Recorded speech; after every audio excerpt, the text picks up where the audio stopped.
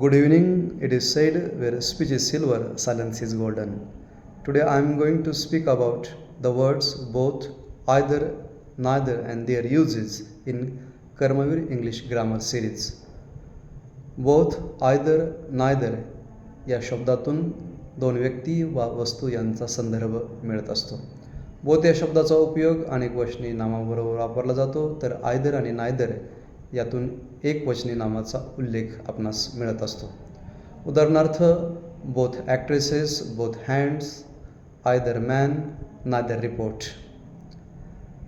आपण बोथ या शब्दाचा उपयोग दोन व्यक्ती वा वस्तू यांच्यासाठी कसा करतो हे आपण पाहूया.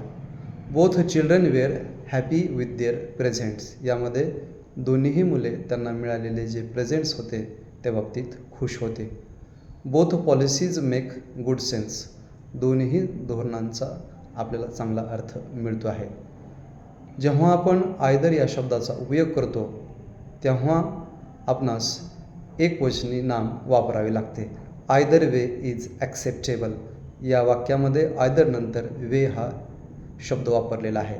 त्याचबरोबर आपण काही उदाहरणांदेखील ह्या शब्दांचा उपयोग लक्षात घेऊया.